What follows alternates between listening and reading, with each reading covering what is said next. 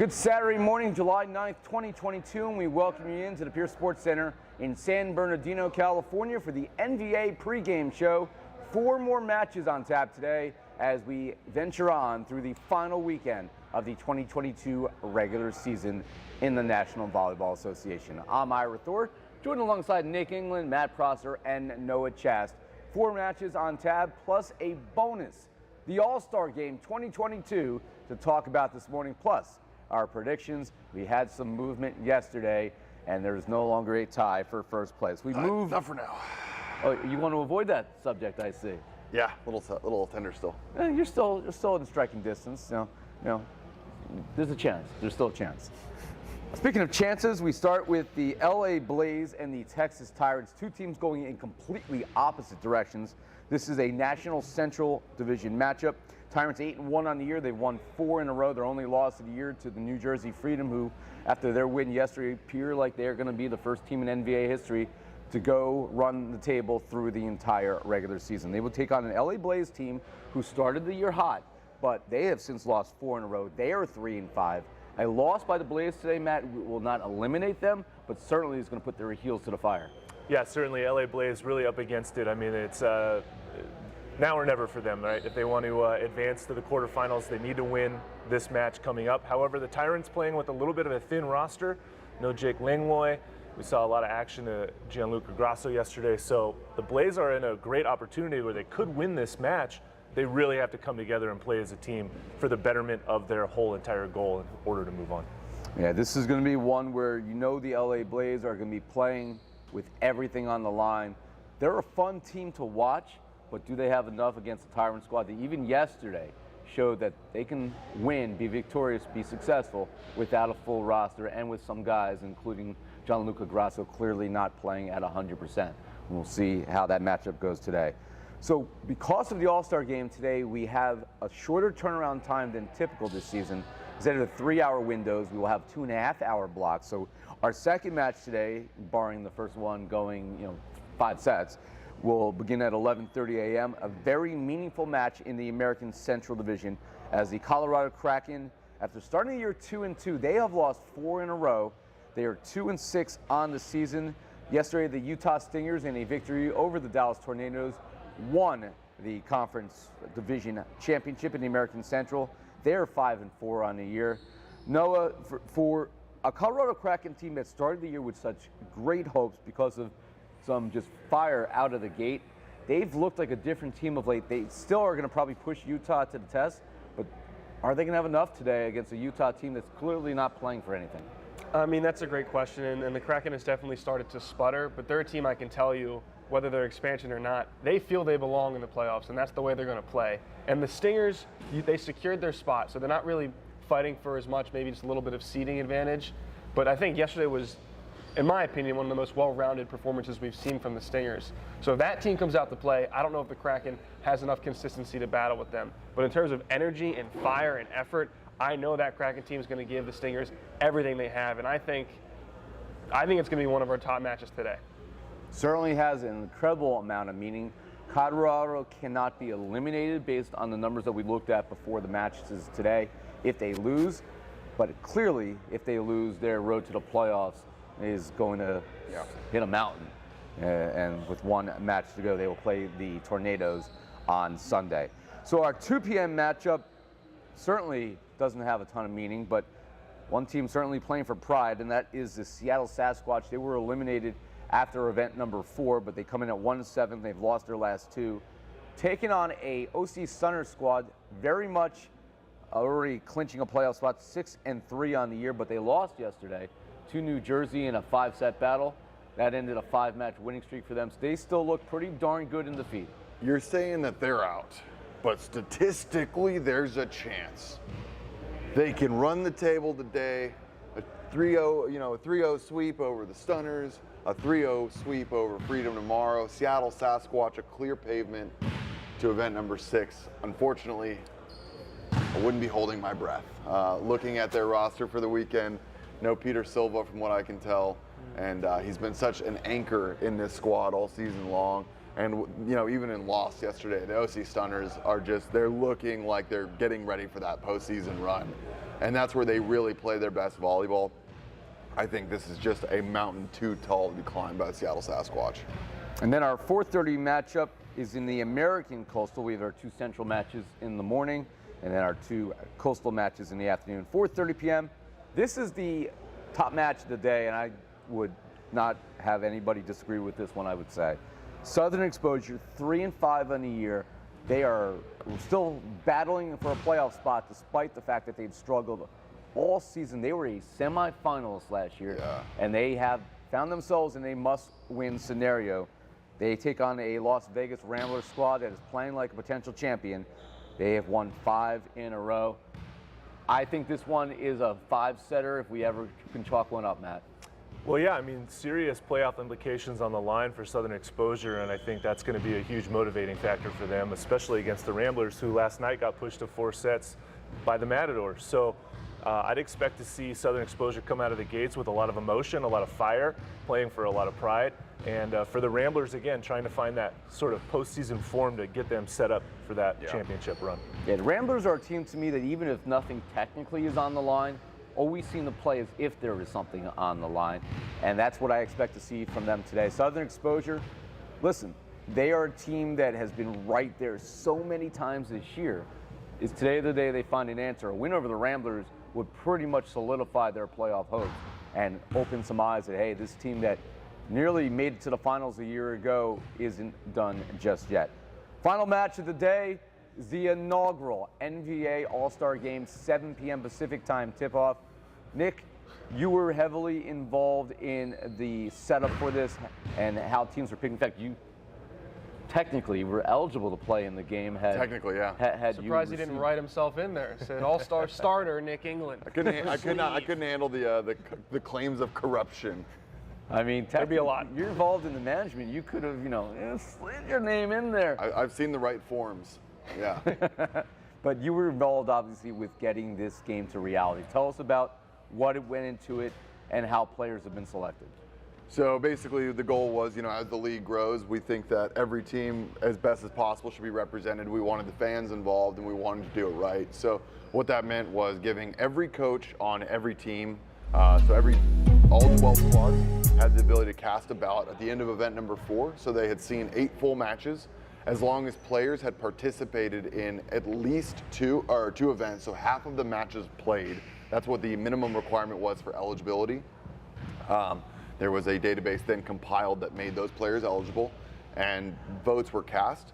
And basically, your votes were weighted. So you had a number 1 outside all the way down to a number 4 outside pick, and it scaled down.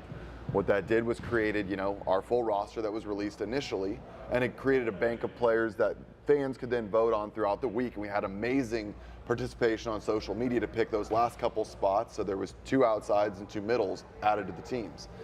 So across the board, we're going to have representation, I think, for 9 different teams throughout the league, and 32 different 32 different players and coaches will be represented. So should be a pretty good time.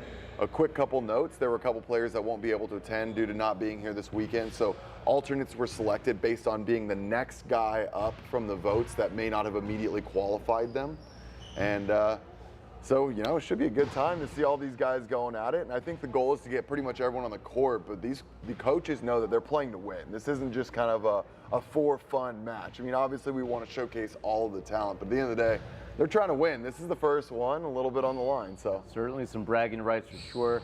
Both squads are going to be coached by coaches who have put their teams in great positions. Yeah. Vinny Rodriguez for the Las Vegas Ramblers. Miguel Monterola, our head coach, will be. Will be coaching, and obviously the Ramblers have put themselves in tremendous position, not only to have a number of representatives in this game, but to be a deep postseason contender this year. Carlo Edger for New Jersey, who has them 9-0 on the season, who's been a successful collegiate coach. He will coach the national side. That will be a competitive game.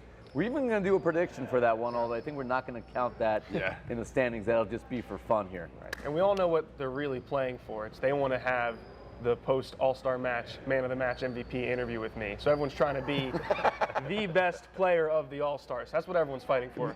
The All-Star? Yeah. Okay. The best of the best. That's the ultimate title. The Top Gun. Yes. We'll have to wait and see who is the ultimate man of a match when we do our post game today. By the way, stick around during the broadcast. We may not be wearing our typical NVA attire. There may be special gear, props coming out today for this All-Star game because it's only the best. It's either go big or go home, and we are not going home until after we're done on Sunday. Should we all not tell them that we're all wearing our normal stuff? Let them figure it out. That would be the ultimate spoof on me. All right, we move on to the prediction part of the show. And your boy here is back on top of the mountain after going 3-1 yesterday. Now 30-10 on the year. He's .750 winning percentage. I am consistent. Who was perfect yesterday? I don't Meanwhile, we'll get to you. Okay. We'll hold your horses over there. Nick is now 29-11, only one game back, so I don't have a lot of breathing room. I can hear him breathing behind me. .725 winning percentage. He was 2-2 yesterday. Unfortunately, Nick, myself, and Matt all picked the Stunners, and Noah here is an adopted member of the New Jersey Freedom. I'm waiting on a call back right now. Went a perfect 4-0 yesterday, so Noah is 11-5 on the year. He hasn't made as many picks as the three of us, but he is now just past Matt in the winning percentage column at .688 on the season. Matt 26-14 on the year, still within striking distance with the rest of this weekend and the playoffs to come. .650 on the year, went 2-2 yesterday. So that brings us to today.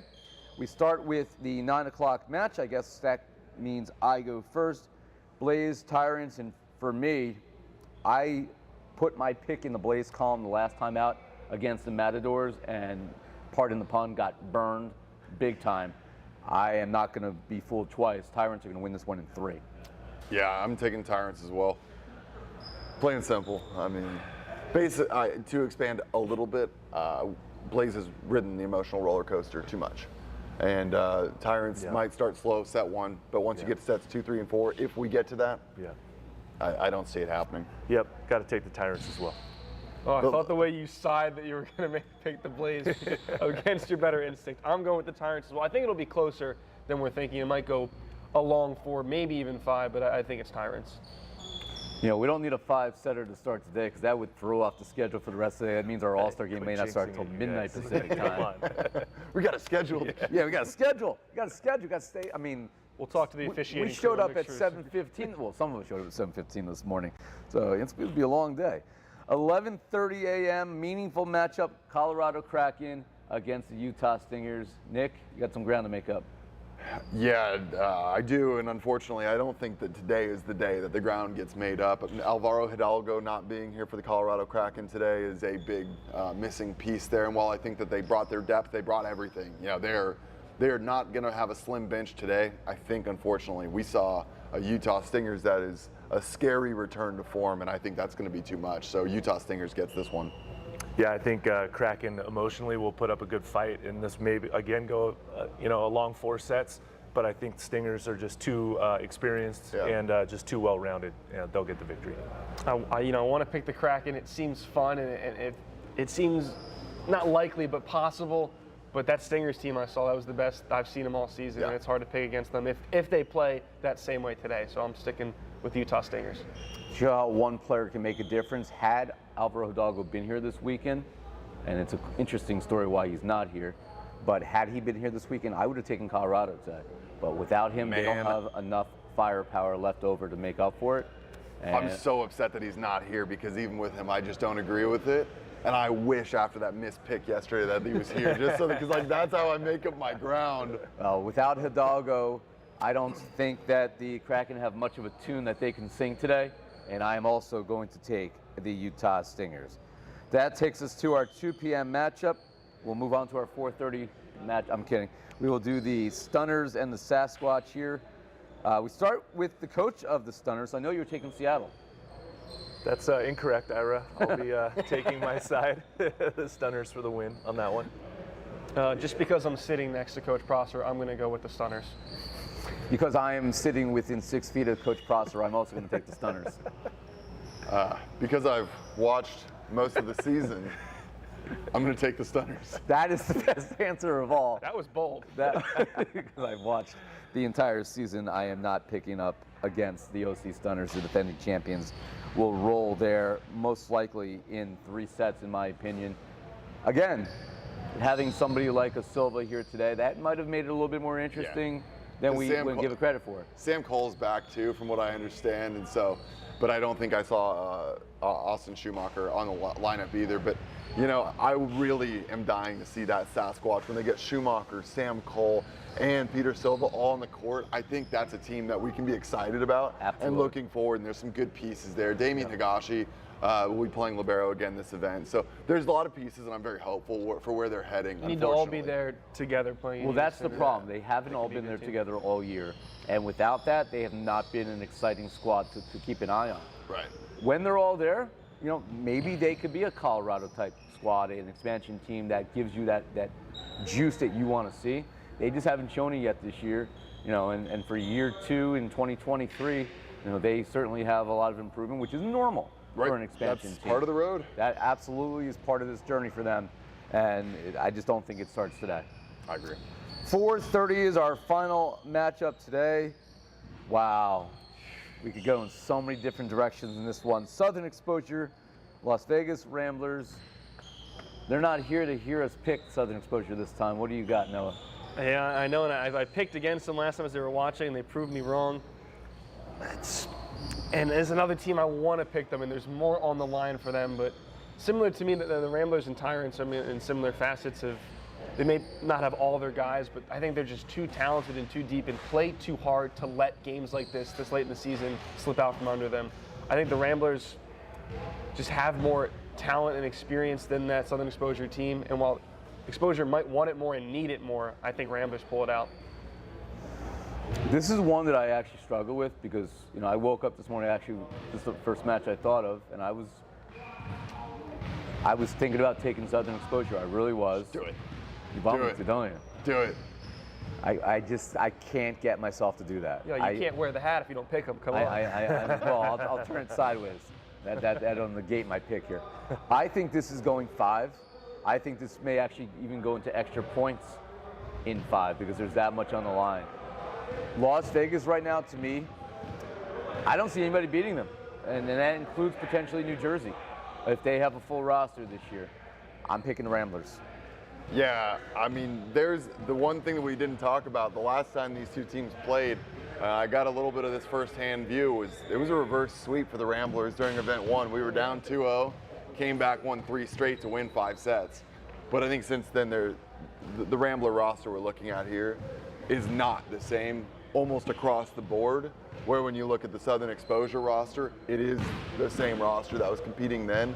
And to me, I've not seen Exposure do what made them so special in 2021 yet, where the Las Vegas Ramblers, again, I was in the gym and I'm watching some of these guys, they're in playoff mode. They're doing stuff. Brandon Rattray yesterday was playing in a way that we've not seen him play this season. Joel Auerkamp showing up. Ryan Mather wasn't playing yesterday. Kaveen Vaz wasn't playing yesterday. There's just too many weapons. Too many weapons. Yeah. Matt? You know, I picked Southern Exposure, I think, in the last event for that victory. I was the only one out of the group that did it because I needed to make up a little bit of ground on our picks, but I also did have some faith in Southern Exposure to get the win. Unfortunately, today, I can't do the same. Like you just said, Nick, you basically took the words right out of the mouth. Just too many weapons on your side for the Ramblers, so I got to take Las Vegas in that victory. And that takes us to our final match of the day, the All-Star Game. This does not count toward the standings because this is here. Basically a coin flip. However, the National Conference is basically a merger of the New Jersey Freedom and the OC Stunners. To me, that is a dream team. I am going to take the National Conference today to knock off the American. I mean, you know, on one side you see essentially what is a team freedom, and on the other side you see it's essentially the Ramblers, and pieces are filled in on both sides. Almost the entire starting lineup from both squads there. So in order to go home safely tonight, I'm taking American. So I'm going to agree with Ira. I'm going to pick the National Conference team just because it is basically half stunners, half freedom. I know Coach Edra is going to do a good job managing his personnel and his weapons that he has. It'll be a very entertaining match no matter what, but got to go with the National Conference for the victory. Should be that guy and be like, I think the NVA is going to win. No, the fans win. The fans win. Yeah. No, I'll actually make a pick. I agree with both of you, too. I think National will win, and actually for a legitimate reason. Freedom has the most players in the All-Star game, and they're one of the teams that's not playing today. So those guys actually get to rest and then come in fresh for this All-Star game. That's actually a great point. The Ramblers are going to have 7 guys in the match that are playing, turning around, and then going, and playing again. The match prior, it's going to be a tough one against Southern Exposure. Yeah. So I think that'll give the Freedom the edge, coming in fresh and loose, and that's a good point. And the Stunners have a few hours to recover as well, so they'll be even fresher. American. National. National. Well, we've all made our picks. We've set the scene for an exciting day, a long day of volleyball here at the Pierce Sports Center. 9 a.m. Pacific, 12 Eastern. That is our first match of the day, all the way to our tentative 7 p.m. Pacific. I guess that would be 10 p.m. Eastern. Quick math there in my head. As we take you to 5 matches here today in San Bernardino, California. Wherever you're watching this one across the country and the world, we'll hope you'll be with us throughout the day for an exciting day of volleyball. Please be with us.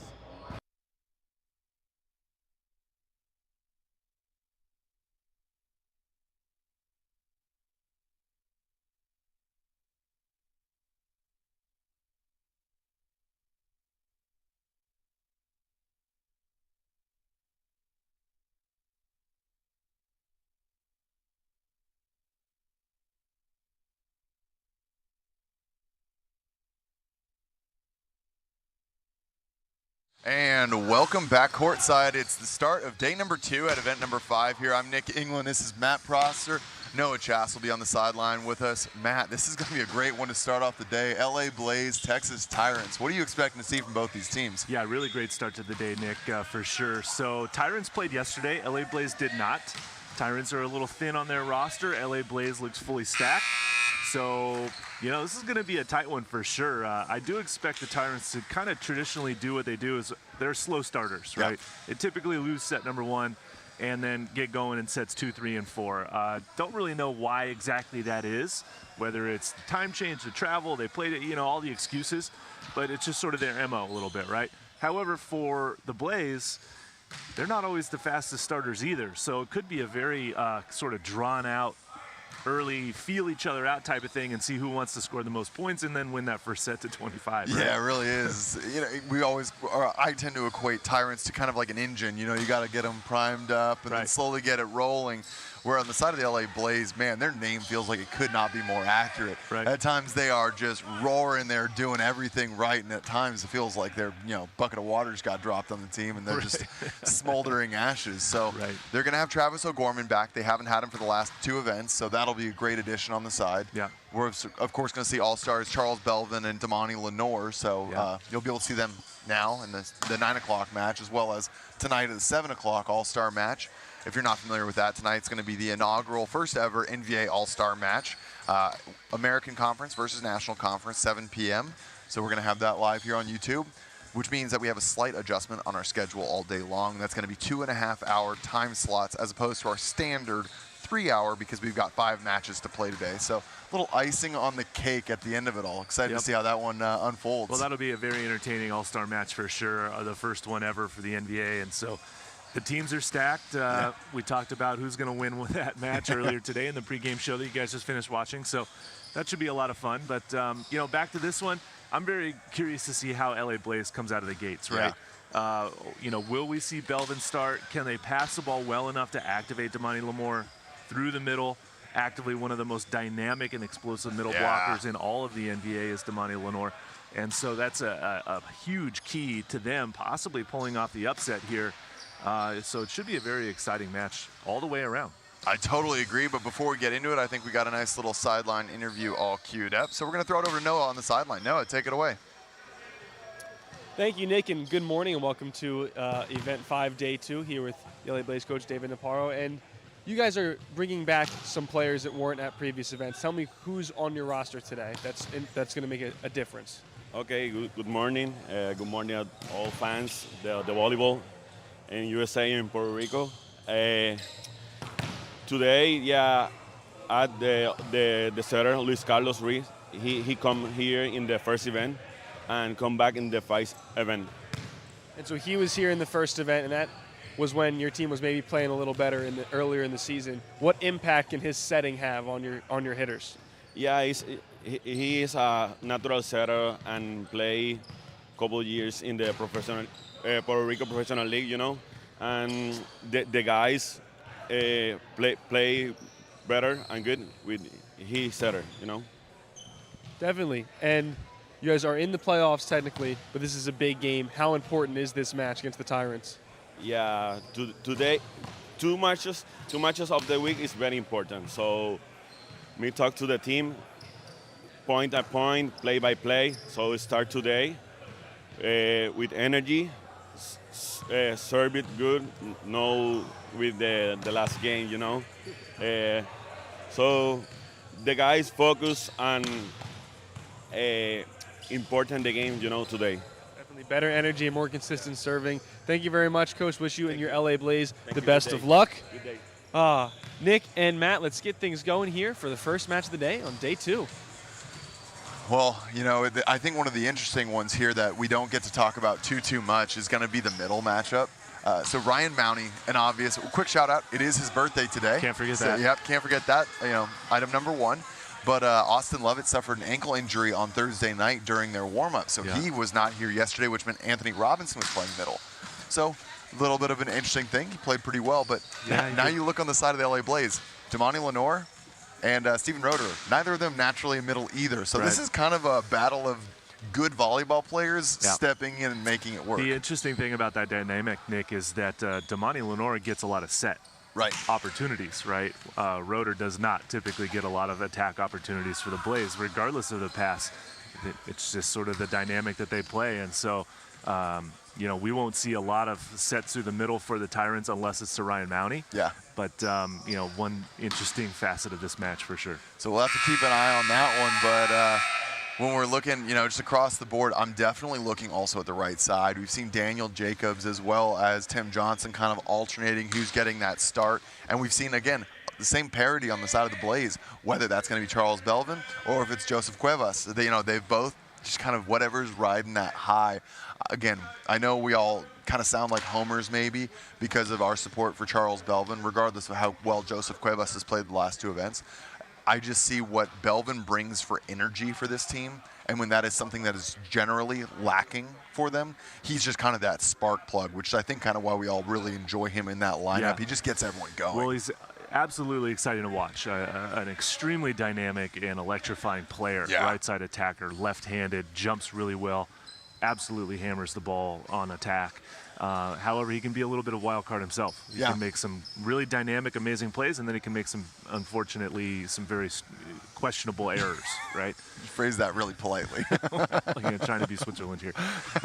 So, you know, it's just another dynamic of this match. You know, for the Tyrants, they're going to have to be able to kind of weather the storm of what, you know, the Blaze do put out on the court, and then how they play together, and then how they can score points moving forward through this match. And it's going to be a decent, you know, issue for the Tyrants for sure as this match goes on, because you know, they're going to have their hands full, and the Blaze are a very good team. They just haven't really found that stride yet until late in the season now, and so it'll be interesting to see how this match progresses.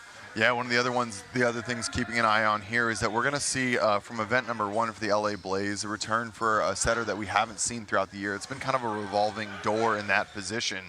So we're going to see number 13, Luis Carlos Ruiz, making his return. So see how that looks steering the ship today. So definitely something to keep an eye on, but excited to see how this all gets underway. A variety of options for the lineup for Blaze, and what feels like a team that's not had a lot of options for a long time. So yeah, this is one of the first times that the Blaze have been fully stacked. Like just looking at their lineup right now on the screen, they have a full team. I mean, they've got, looks like, at least 18 players. And so, you know, it'll be interesting if Coach Chapa does go to his reserves throughout this match in case someone's not really pulling their weight. He's got a lot of guys that can come in and, you know, try to mix it up and get a different look and find that guy that can score for him.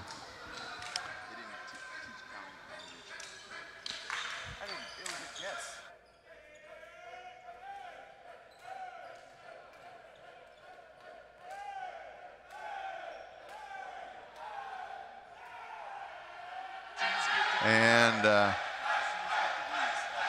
so to call back to our pregame show, all 4 of us took Texas Tyrants with an authoritative win here. But, you know, I think this is definitely going to be a great match.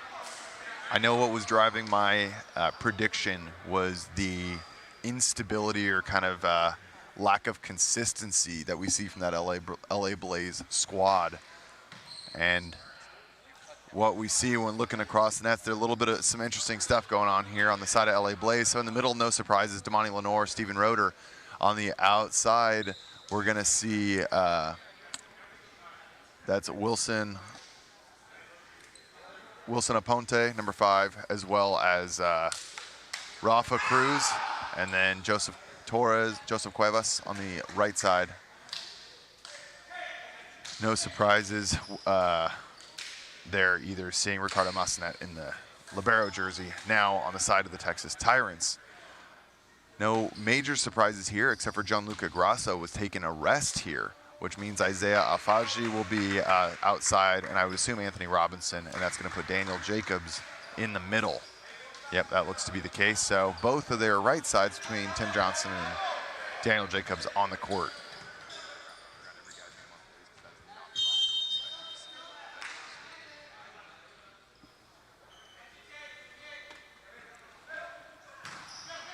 Carlos with the jump to start it off.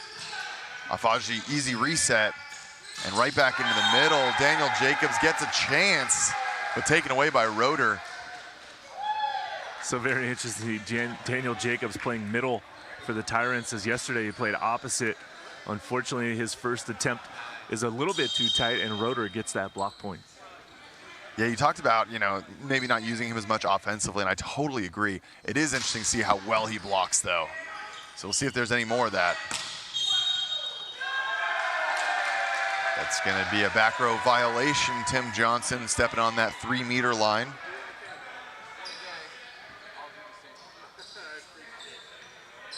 Tyrants had an uncharacteristically unrefined game yesterday. See if they can kind of clean that up today. They had quite a few errors yesterday in that Chicago match. Yeah, it wasn't the cleanest match played by either side, but so far they're off to a bit of a rough start. Haven't found the floor for a point yet. Set to Afaji, and he puts a dent in the floor to find that first one. He heard you, and he's like, all right, let me give you a little bit of a show over here. Surprising how well these guys' hearing is you know, on the court sometimes.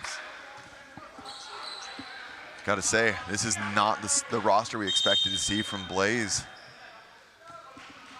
Curious to see how these guys play and if management's required or if this is the right mixture of players, but a nice run to Roeder right in the middle. Number 2 getting involved very early right now. Roeder with a kill and a block point so far. That's really putting to shame what I said earlier on about him not getting a lot of action through the middle. Yeah, here he is.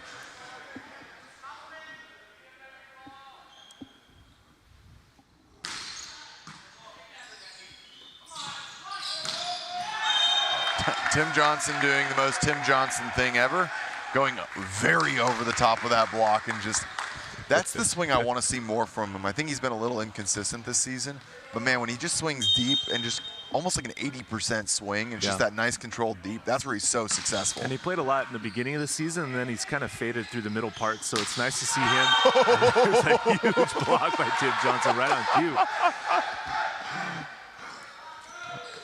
Off to a good start is Tim Johnson for the Tyrants. Wow.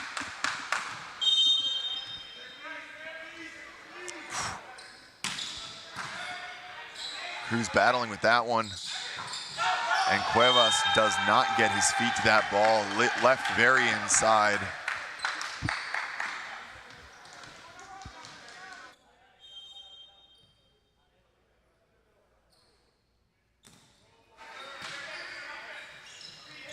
They go with the setback, and he scores that one. Definitely glad he got that second opportunity on the repeat set there.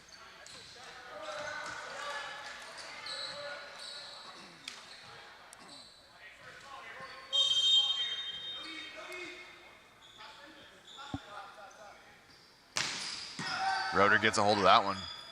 Great pass, and a tip over the top, but it's picked up Aponte swings deep, does not get that one.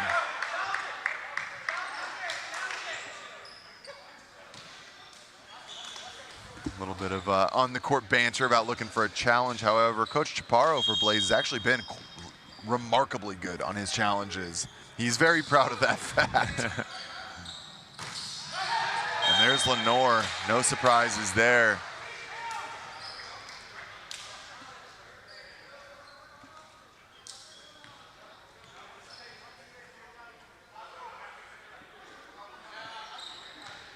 One of the interesting different looks that we talk about, you know, having Aponte as well as Rafael Cruz on the court right now. Lack a little bit of size on the outside, and while Travis O'Gorman may not be the tallest in stature, he certainly is the biggest physical prowess in terms of blocking and such. So I'll be curious to see if that's anything that plays a role here when trying to slow down the likes of Tim Johnson. Back into the action with a D-ball down the line from Cuevas. Good looking swing from him. That was a good swing from Cuevas out of the back row, making up for that hitting error to start the match, and then a bit of a miss hit as well on his serve. So we'll see what he brings this time.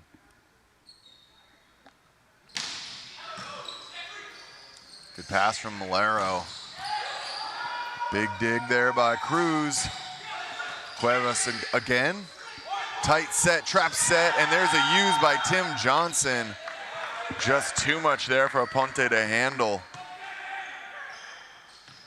That's really one of those balls, if you're gonna go up for it, you just gotta grab the ball. You cannot try to kind of block that contact, because Johnson will win that one every time. Very tricky, too, to block against Tim Johnson. He's attacking the ball at such a high point.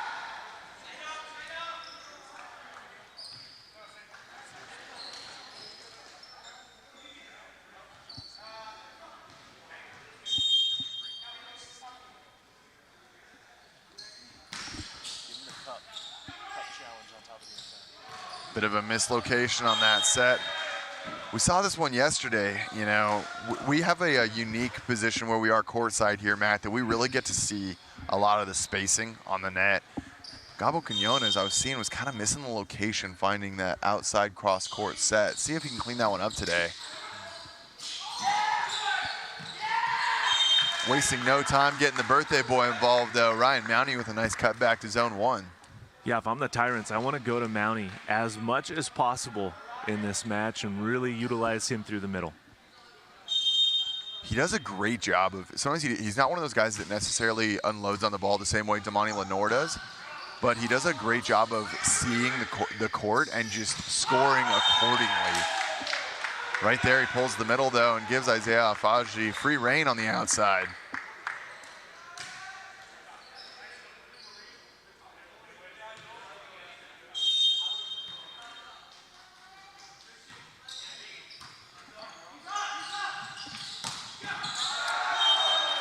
Big swing into the angle. There's a nice kill there for number 10, Rafa Cruz. Blaze off to a pretty good start here, putting some pressure on the Tyrants early on in set number one.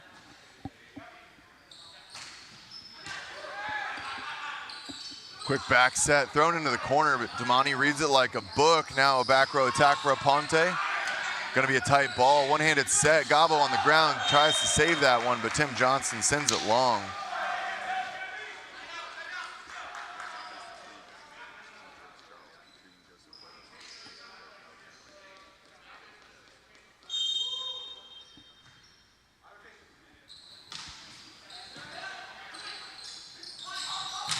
There's another one of those sets, a little bit off the net, managed back. Big swing down the line. Rafa Cruz waiting no time to get activated.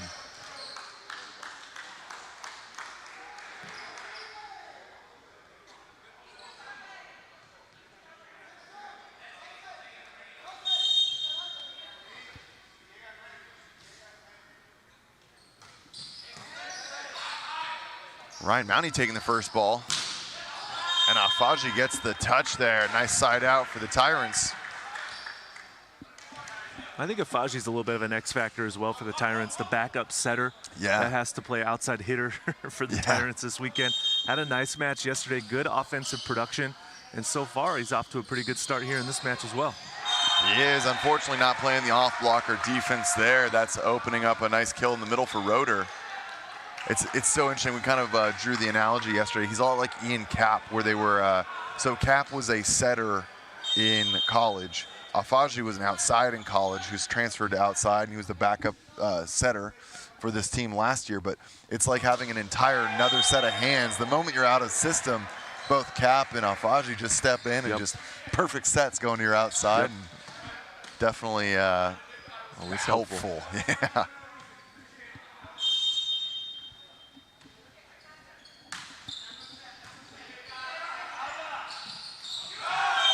Set left low. Roeder tries to shorten the swing, but not able to connect.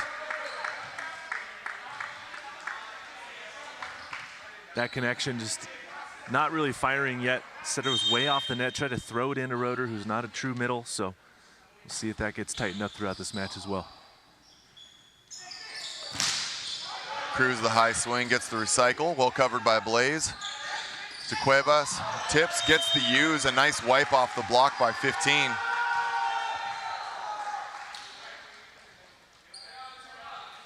High swing into the corner to start that all off. Get an easy reset.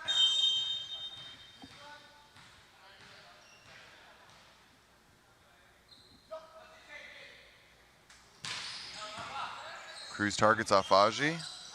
And a high ball, but that's going to be left too tight for Tim Johnson. Yeah, that set just a little bit too tight for Johnson on the left side. Been talking about it a little bit throughout this match and from yesterday's match as well. The location of the Tyrants setting might need to be just a ball or two off the net, a little bit more to give their hitters a little bit more window and range to hit around the block. Cruz targeting Afaji again, doing very well with that. But Afaji says, give me the ball after that pass. I'm ready to side it out for us and end this run. Tyrants down by 2 at 12-14. Blaze off to a pretty consistent start. Love to see what the squad out there is doing.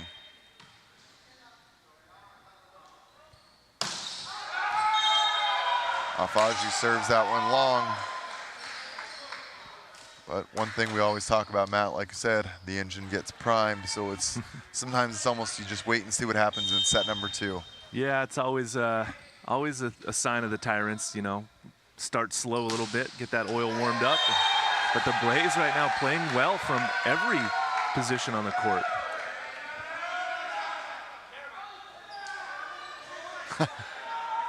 The players on the court wanted to challenge, and the entire bench overruling that immediately. And that's going to take us to a technical timeout at 16-12. Don't go anywhere. We'll be right back as this gets back underway shortly.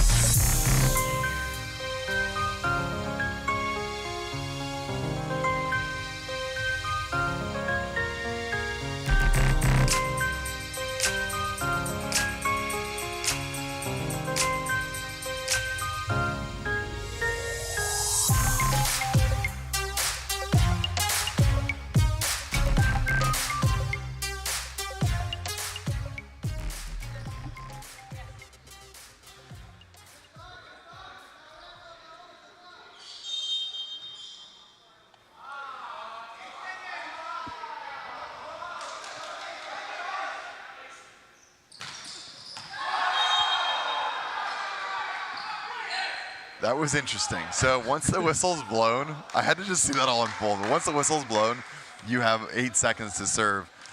Roeder bounced the ball off his foot, so they had to get the ball back to him because at that point, service is live.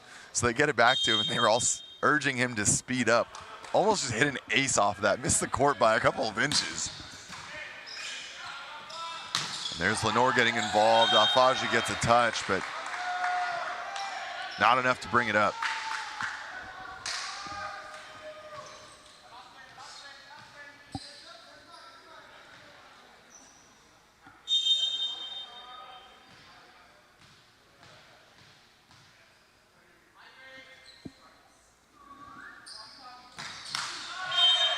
That one left short, but we talked about this yesterday, and that's the importance of having a nice 3 to 4 point cushion.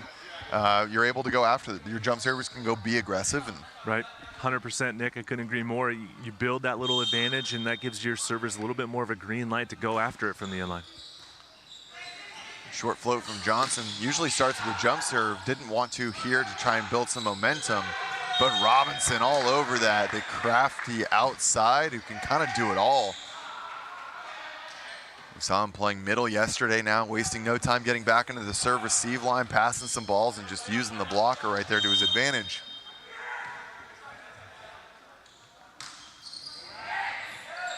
Good pass by Cruz. Lenore gets up, swings over the top of the block, sends that one long. And LA Blaze now down by 1, or up by 1, sorry. That lead is diminished from 4 points.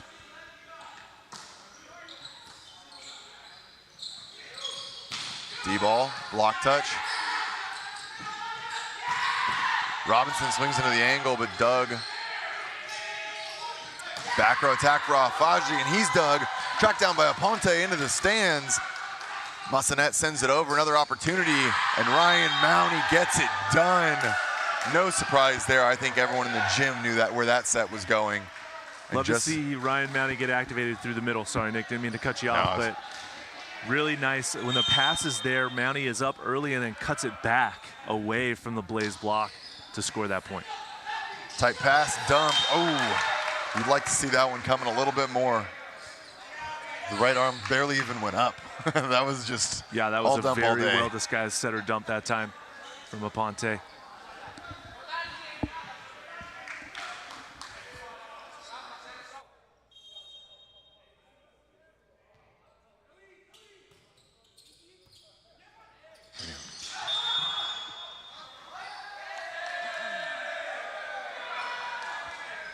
Some net violation being called against the Tyrants there. A little confusion.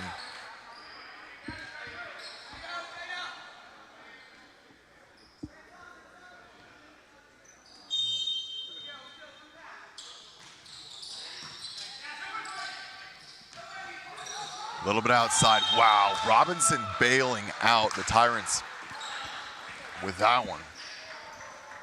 Yeah, big time. The Blaze have to be ready to play that ball. The off blocker's got to open up. Ricky Massanet making a great effort, but ball finding the floor for a point.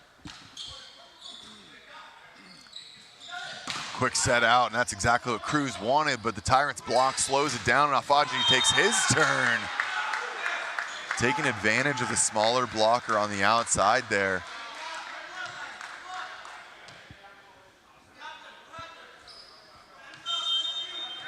Afaji in that 0-2 role, only attacking from the left side of the court. Doing a good job so far. Cuevas blocked back in. Lenore there for a great cover move, but can't do anything with it. And that's going to be a timeout called for Blaze. A 1 point lead now established for the Tyrants.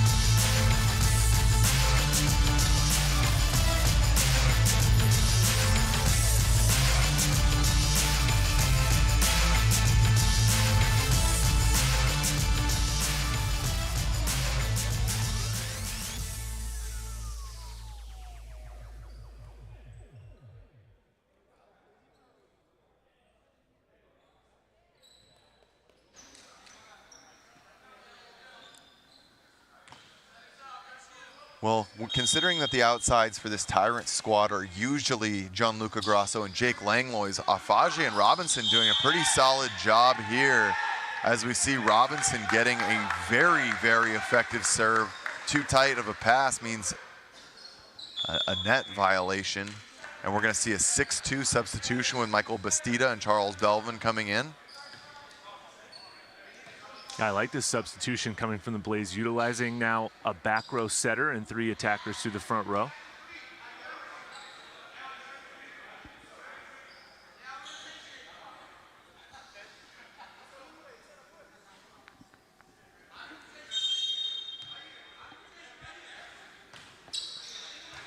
Robinson once again. Now he gets an ace on Massanet, something that does not happen frequently. That just speaks to the effectiveness of the lesser utilized float serve in the men's game. So many guys are just hitting big jump serves. Yep. A lot of movement on that ball. Blaze out of system once again. Belvin off the bench. No problem with his first swing of the day, going a huge 2-2 swing, finding the 3-meter line with that one.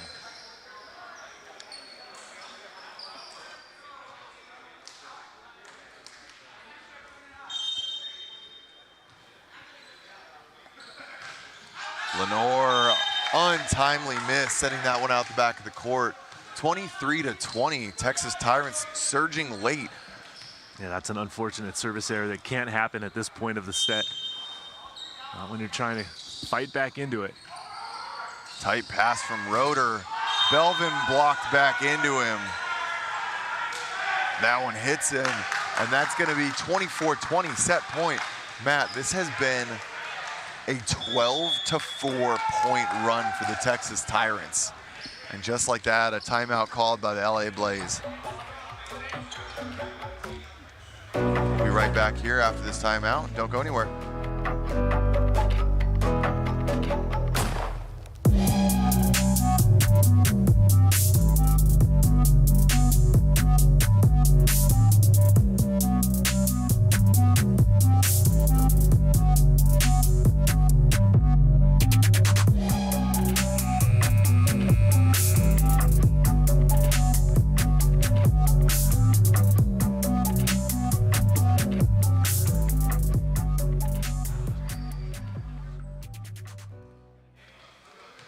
Matt, prior to this, we talked a little bit about the the ups and downs, the LA Blaze team and the trepidations they deal with. And right now we're seeing this might come to fruition as they've thrown away what was a 4-point lead. See if Aponte can squeeze one through, and he can. Daniel Jacobs kind of laughing about that one, left to block alone by himself, not used to being in the middle already, and he's just like, I don't know what else you're hoping for. Tricky position for Daniel Jacobs that time. I think he made the right move, but backcourt guys need to step up and play a little more defense. And Belvin missing long. That's going to do it. 25-21, your final count here at the end of set number 1. Set number 2 coming right back at you. Don't go anywhere. We'll be right back.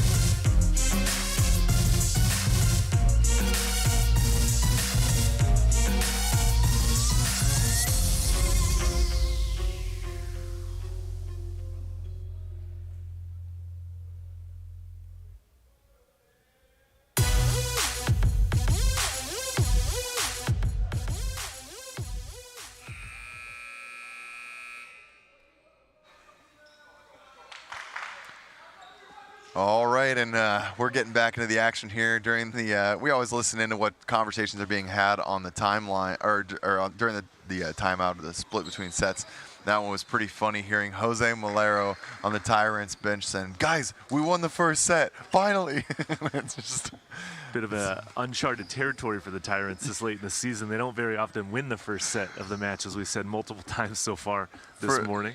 For a team that's just so good and so, with such a solid record with only one loss. Yeah.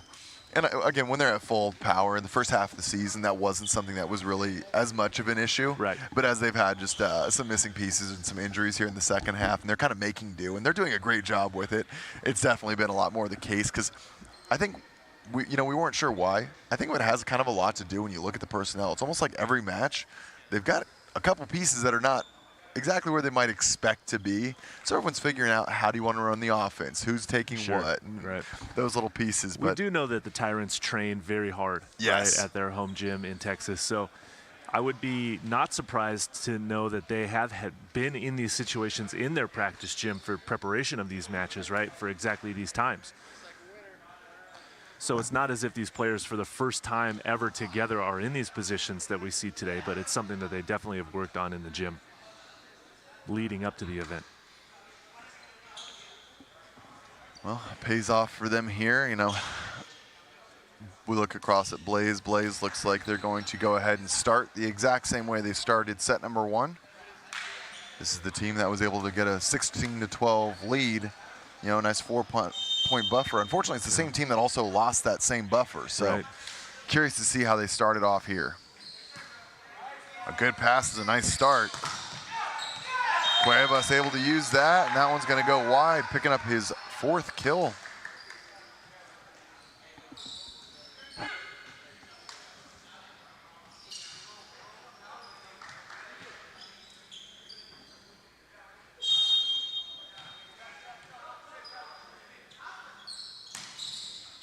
Float serve from Roeder.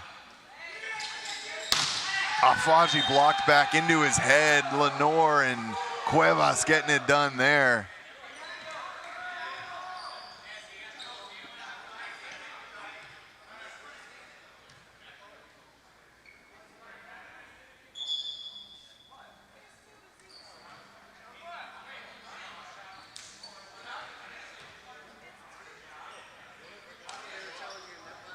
All right, so we're getting a net violation challenge here at 2-0.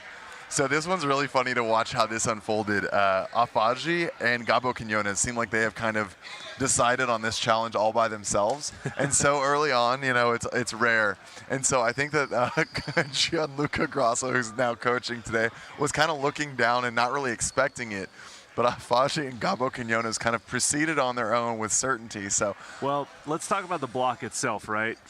Lenore and Cuevas pairing up for a nice block, but when they landed, they didn't really celebrate, because I think they were expecting the referees to see the net violation.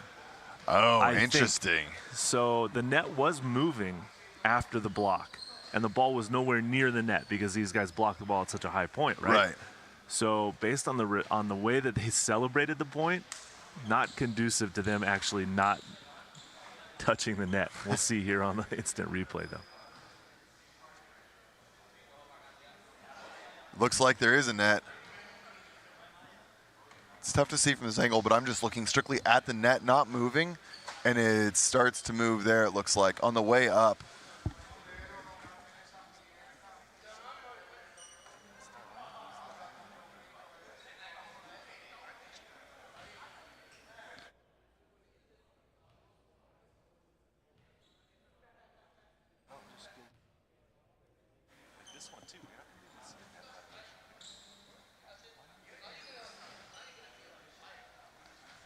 kind of working our way through some of the camera angles here. Not too sure. Oh, well, there you go. You see Damani Lenore's left elbow catching the net. You can see the bottom of the tape is raised up. So it's that obvious. But, well, wise words by you to know what was going on there. So there's so the Tyrants with a nice little call there. Definitely got to get that one right.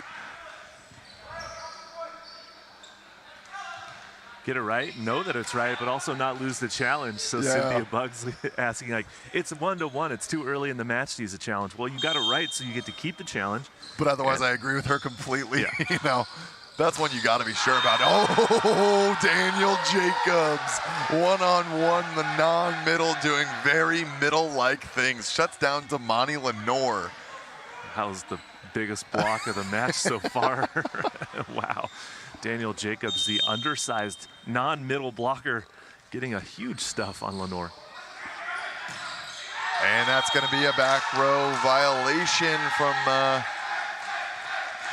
that ball coming up. Nice heads-up play. Jacobs swings down on that. And the setter, who's back row there, is not able to jump. Luis Carlos. Cueva swings, he's dug. Tight pass, he gets the repeat. Dug again. Massanet lays out to save the cover ball. And there it is finally, Rafa Cruz able to put that one away.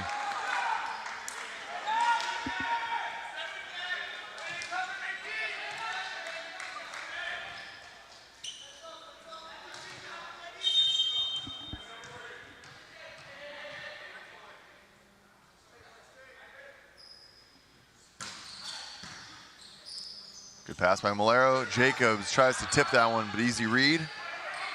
Rafa Cruz, no approach, no problem. Squeaks that one through the block, and Alfaji does not get that in the off blocker roll.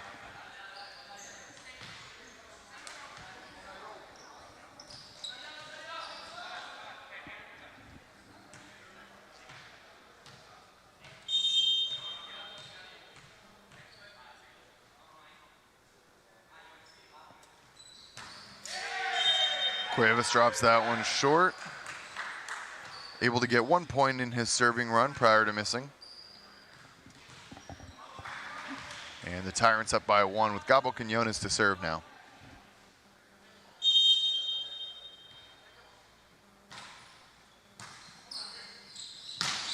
Lenore, another block touch to slow it down. Anthony Robinson not able to get the touch. Too much power on that swing. Lenore just thumping the ball up there. Too much power and too much height. Well, not too much. Great height. Yeah. I wish I could have hit the ball at that point. Wow. Never too much height. Never. Too much height for the Tyrants to have to deal with is what I meant. Yeah, I'm with you, but pretty funny comment. Oh, the disrespect from Mulero. He passes a perfect ball, looks over to the bench at Gianluca on the bench, smiles, and lets Alfaji take care of the rest. That was Steph Curry-esque, shoot the three and look at the bench and start jogging back down the court. He knew it was perfect the moment it hit his arms. Yeah, he did. That's what's made him kind of one of the favorites, is just the personality on the court, is just the general confidence.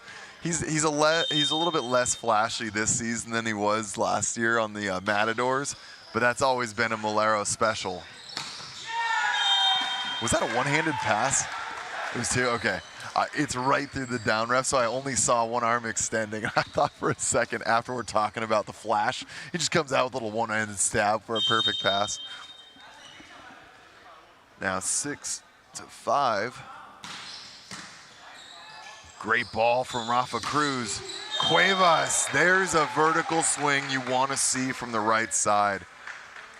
Really attacking that line seam angle particularly well there. Yeah, that was the best attack we've seen from Cuevas throughout this match so far. He's able to go down that line seam effectively from the back row.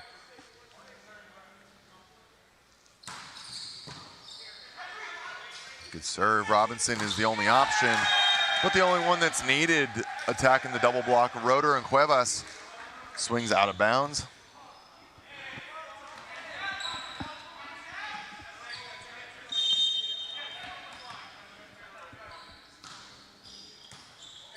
Johnson with a float serve. Massanet gets a great pass, and Steven Roeder doing a nice job keeping spacing there, swinging a little bit off the net.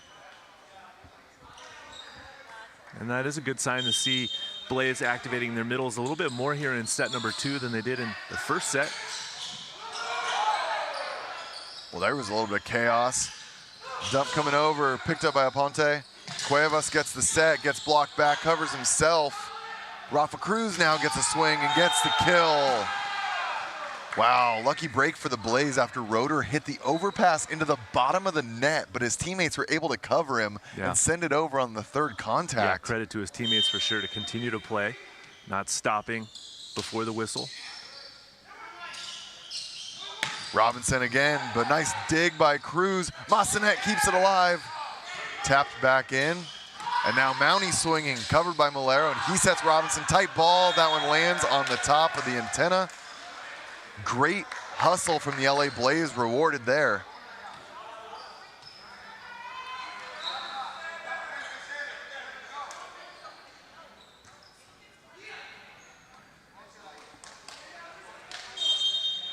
Coach Cynthia Buggs talking to Cuevas about stopping, reaching on his block to Anthony Robinson. That's something he does so well, is he sees the blocks. If you're going out to the outside of the line there with your hands and reaching outside your body, that's all he wants, and he'll just save an arm swing and just kind of wipe it off your hands. So we'll see how that blocking move adjusts.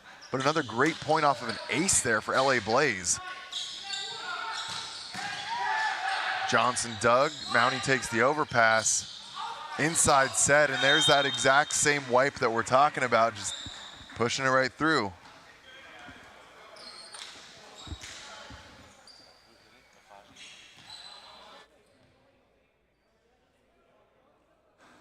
Yeah, Robinson once again going to that wipe shot that you're talking about, Nick. Really textbook technique that time. It's one of those things you don't see as much, I think, from a lot of the younger players. And we talk always about the difference between, you know, when we're pushing the growth in this league, when you talk about the impact that college players, D1, 2, 3, NAIA, college club, that they're going to have. I think that's those kind of moves that you don't see as much from players, maybe more through the NCAA system, just kind of that unique wipe. But Robinson, who's, you know, he spent so much time playing adult volleyball that he's hit off of so many setters, and he's just developed a variety of tools that when he was ready to play in the NVA, it's just, you know, one of those many tools and tricks that he's already developed.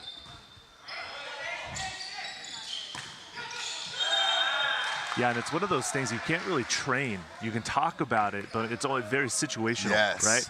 And so it's something that once you become aware of the availability of that shot in that given situation, that you can utilize it and score the point by swiping it off the block and out of bounds. Yeah, it's kind of a thing you practice almost in game time only and just hope it works. Yeah. And that works very well. There's another ace for the side of the LA Blaze, this time from Steven Roeder.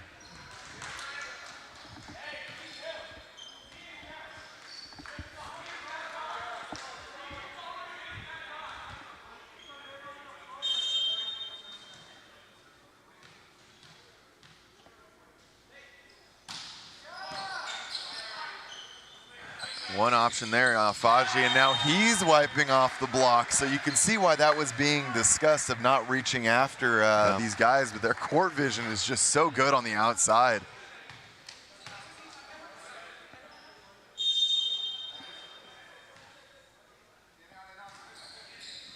Short float taken by Rafa. A tip from Lenore, a little bit out of system and a forced set there. And another tip over the triple block. Blaze in transition going to the back row. Daniel Jacobs blocks it back, and it's a free ball over. Faji hammers that ball. I don't know what that went off of. Wow, that was one of the hardest swings I've seen Faji take all season long. That had some serious heat behind it. A little throwback to the Ryan Schickling we saw last night where he caught Jordan Wally into the ceiling off the head. Some of those big swings guys get a hold of. Cuevas resets. Rafa Cruz takes a swing and this time goes wide. Daniel Jacobs in the net.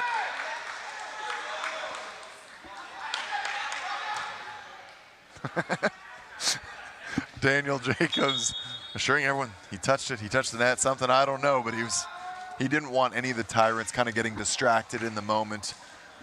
I do enjoy that from the guys that are aware. They're very aware of the game state. Yeah. They don't want anything detracting from when they're happy with how they're playing. Yeah. They don't need to slow it down, guys. Let's just get reset on the next one, calm everyone down. Let's not have a discussion about it.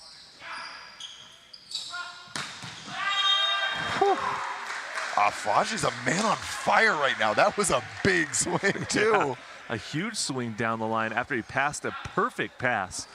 Swung outside and hammered that one crossbody down the line against Belvin's block.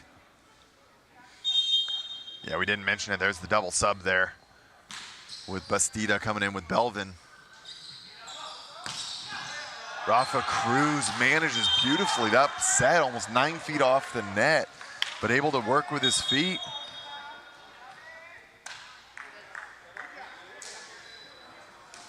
And now Travis O'Gorman subbing in for Rafa Cruz. This is an interesting substitution. Not sure exactly what they're doing with this one.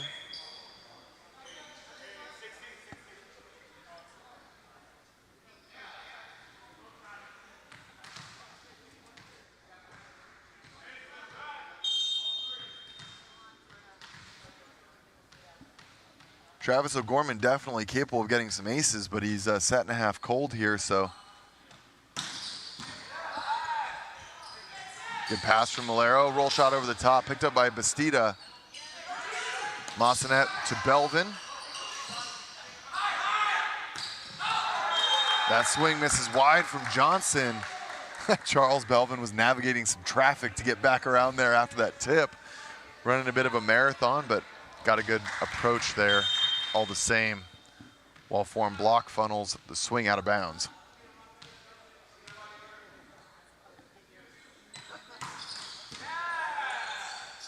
Gorman with another good serve, but misses the dig after a big swing from Johnson on the outside. Yeah, Johnson's been relatively quiet here in set number 2. Tyrants need him to step up some production perhaps to get this game tied back up and see if the Tyrants can win set number 2 to take a big lead here in the match.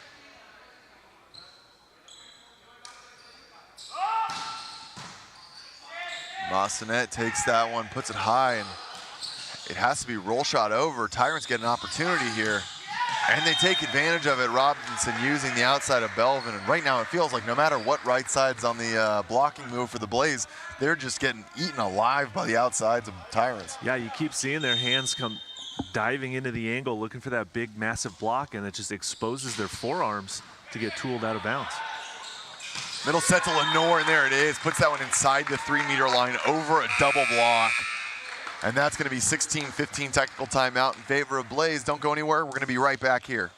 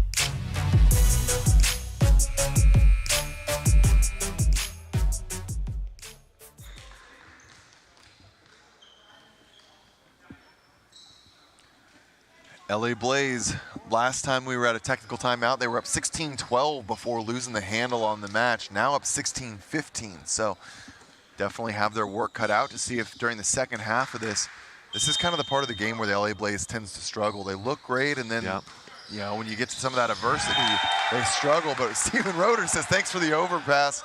Wasting no time on that one. Yeah, that's a good, quick, easy point for Blaze out of that timeout.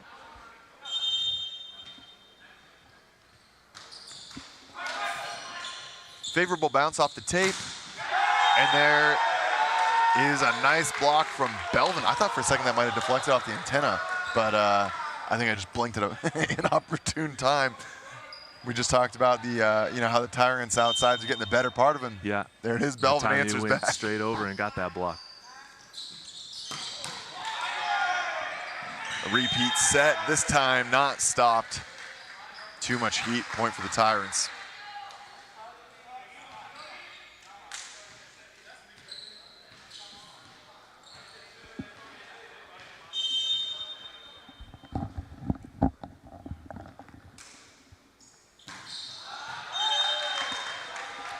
Toss got a little bit inside of Jacob's approach line there, so he kind of tried to adjust with his arm and sends it wide. Undoing the double sub means the return of Cuevas as well as Carlos.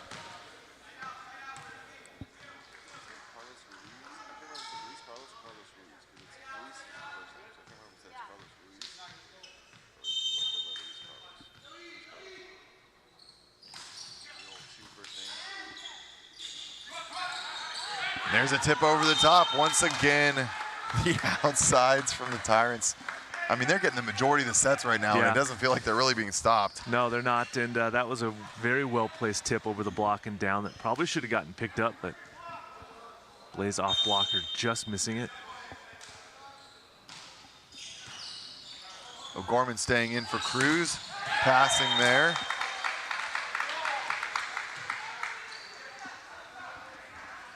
LA Blaze, 3 points. They're holding on to the lead right now.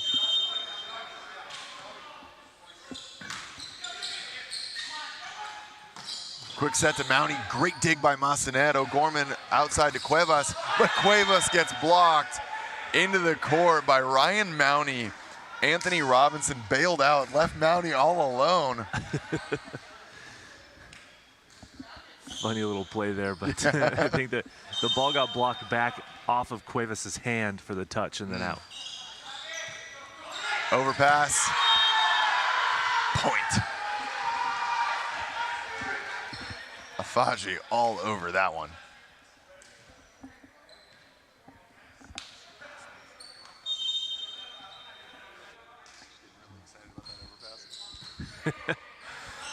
Set to the outside, O'Gorman swinging off the hand of Gabo Quinones.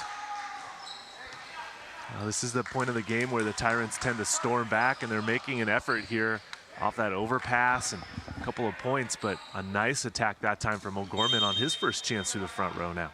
Travis O'Gorman was a top 5 kill leader in the league in 2021, so curious to see what he's able to do here. Unfortunately, those are the untimely errors rearing their ugly head right now for the LA Blaze. Now a 1-point lead,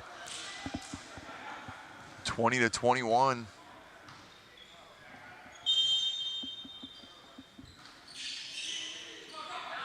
Lenore takes the first ball and then takes the third one. He's tired of watching the rest of the guys kind of being unsure. He just says, all right, give me this ball, let me take care of it, and get us sided out.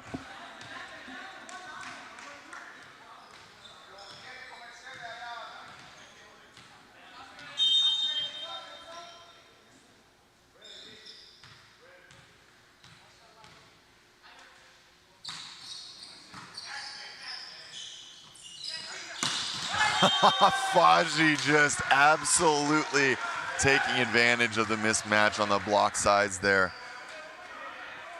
Luis Carlos definitely being taken advantage of for his undersize there.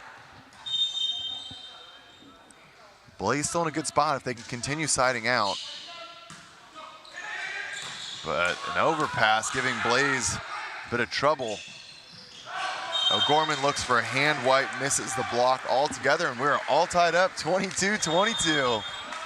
Timeout for the LA Blaze. We'll be right back.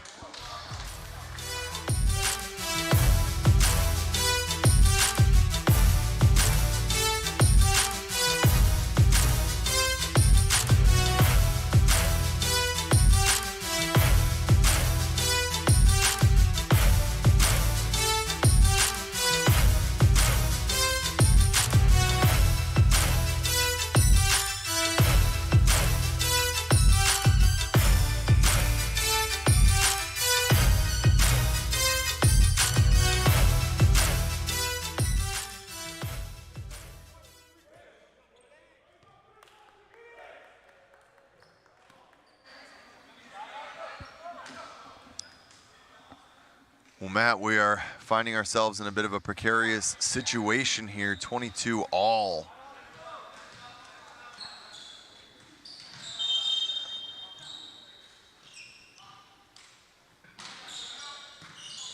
O'Gorman with a nice pass, and he gets the set. Might have missed the wipe off the block, but that's not what you know Travis O'Gorman for. You know him for swinging hard, swinging deep, and getting effective kills, and right there he does.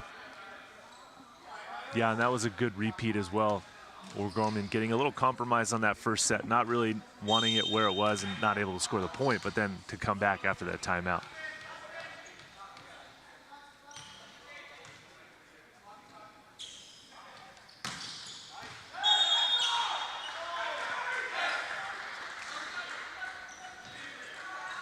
Back-to-back service errors for the LA Blaze at this point of the set is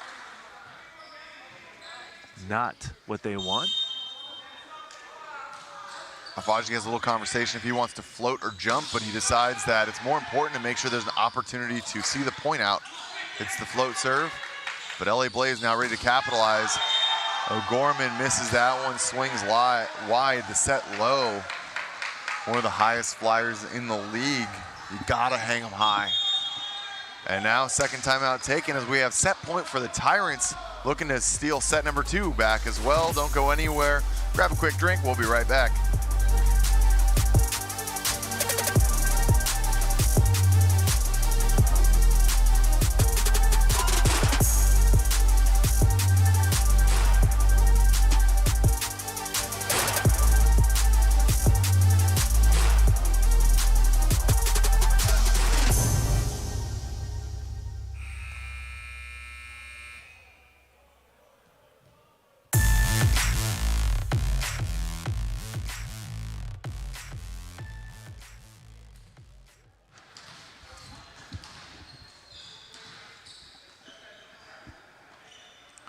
Tense moments right now, Nick, for LA Blaze. It's set point for the Tyrants. Definitely is. Cuevas is the answer. Malero steps in, tries to wear it with his chest. But Cuevas doing a nice job there. Only one blocker in front of him, leaving him plenty of line. Nicholas Dennis coming in for Damani Lenore. Serving substitution. Liz Dennis spent the first half of the season as the starting libero prior to Massanet's arrival.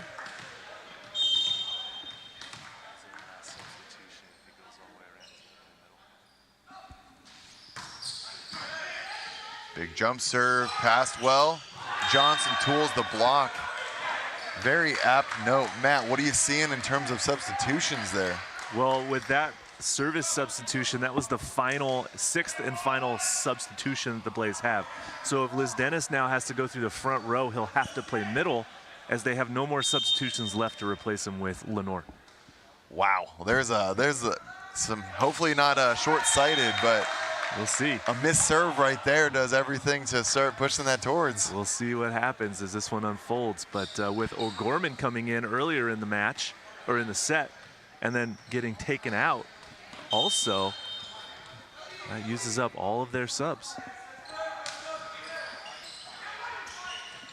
Backside to Johnson, and he hits that one over, and I just made some eye contact. Damani Lenore and Coach Cynthia Buggs having the same conversation we were just having, and they were realizing, like, we don't have any more subs after this. So Lenore started kind of laughing almost, just the thought of having Liz Dennis having to go front row, but that could really be a massive problem. Serious problem for the Blaze if he gets there. Big swing from Cuevas, and we're about to see it here. In fact, yeah, we're I think one rotation from seeing it. We are.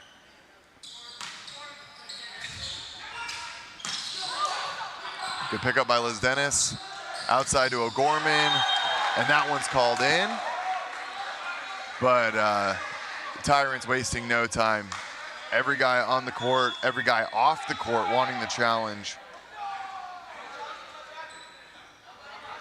You may see the double challenge now. Tyrants calling first that the ball is out. Yes. An in-out challenge. So you were saying we might, you were mentioning to me we might see a double challenge here. Walk me through it. Well, first of all, since the referee called the attack in, Right. okay, the Tyrants are going to challenge that the ball was actually hit out. Okay. So that's what our first challenge we'll see as we see the replay here. That ball is definitely going to be out of bounds.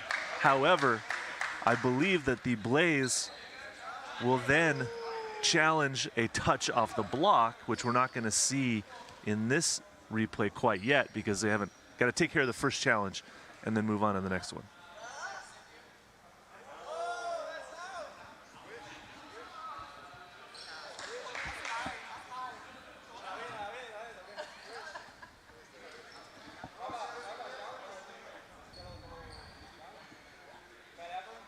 So the big thing to note also with the challenge system, you don't start reviewing the whole play. That's why you have to very specifically talk about what you are challenging.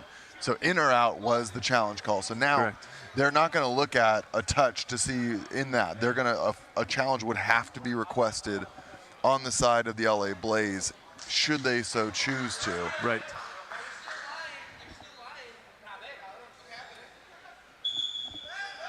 Ball is called out.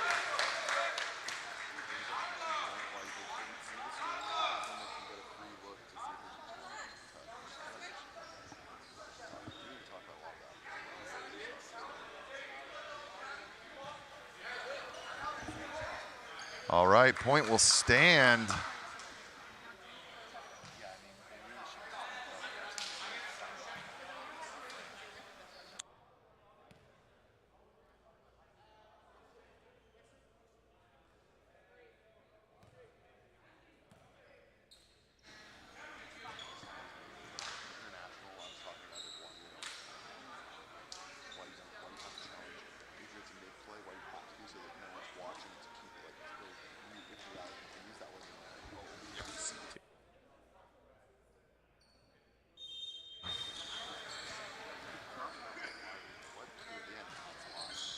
Back underway, float serve. O'Gorman's the option, and oh my gosh. Wow. Putting a hole in the floor. Plenty of space for himself to just unload. And, well, now the thing we've all been waiting for, Nicholas Dennis, is front row. See how the Blaze are able to manage this. Yeah, they put Cuevas to block in the middle. That's what I thought they would do. Ball resets. Johnson swinging down the line. Liz Dennis does play outside, so he's got some experience as a pin blocker, but I think they can play a little game too with it. They don't always have to put Cuevas in the middle, use his size on the outside as well. Now it's going to be Liz Dennis blocking against Jacobs, so I mean it's two non-middles in the middle. Yep. Set for Cuevas, swings over the top, misses wide. I mean, shoot, Felix Chapman runs this off, or this blocking scheme by himself all at once. You know, mid-points, he's just moving players around. Yep. But that swing and a miss right there is going to do it. 29-27. Tyrants take set number 2. Set number 3, well on its way. We'll be right back.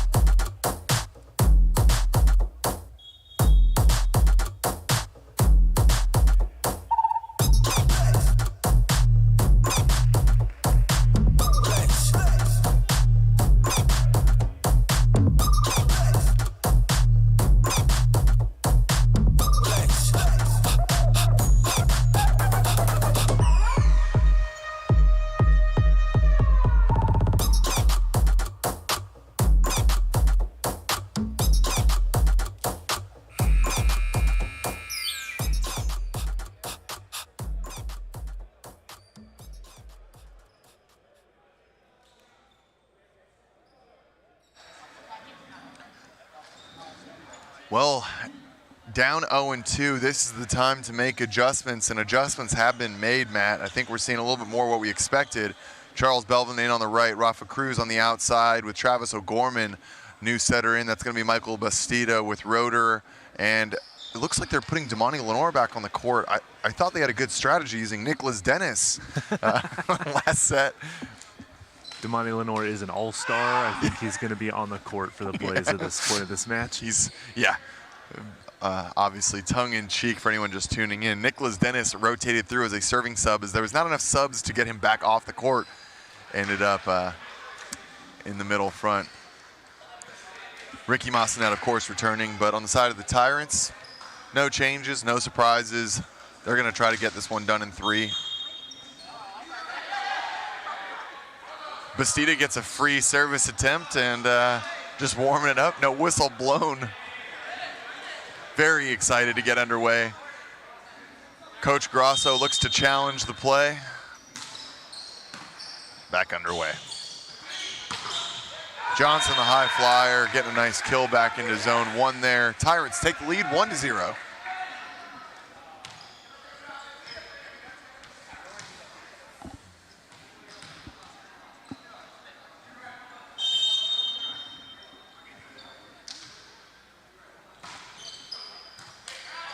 Good pass by Massenet. Quick set backside, tipped over the top. Mulero lays out and gets the pancake.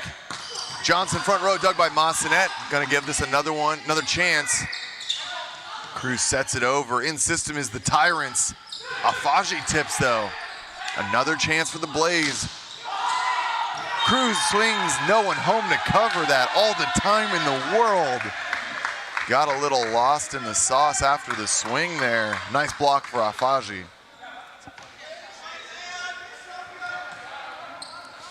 Well, there was certainly a new experience for the NVA having a serving sub sticking in all the way around. We got a little bit more. Noah, what'd you hear?